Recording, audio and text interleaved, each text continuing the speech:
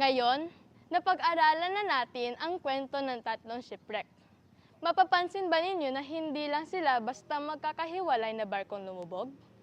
Kapag pinagsama natin ang mga impormasyong na ibahagi tungkol sa Pandanan Shipwreck, Lena Shoal Shipwreck, at ang Santa Cruz Shipwreck, makikita natin ang ilang mahalagang pagkakatulad na nagpapakita ng koneksyon ng sinaunang Pilipinas sa malawak na kalakalan sa Asia. Una, ang panahon at ruta ng kalakalan. Ang tatlong shipwreck ay nauugnay sa ika-15 siglo, noong aktibo ang kalakalan sa Timog Silangang Asia. Ipinapakita ng kanilang mga ruta at koneksyon ng Pilipinas sa China, Vietnam, Thailand, Burma, at iba pang bahagi ng Asia.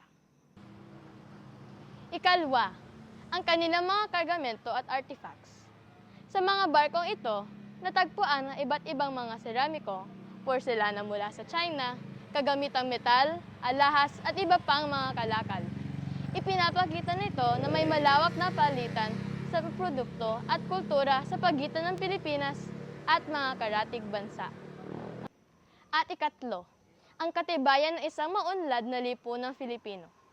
Ipinapakita ng mga natuklasan na bago pa dumating ang mga Espanyol, aktibo ang ating mga ninuno sa kalakalan at may kakayahang pakipag-ugnayan sa ibang bahagi ng Asia. Kaya, kapag pinagsama-sama natin ang kwento ng tatlong shipwreck, makikita natin ang isang mas malaking larawan. Ang sinuunang Pilipinas ay hindi nakahiwalay. Bahagi na ito ng isang malawak na network ng kalakalan at ugnayan sa Asia.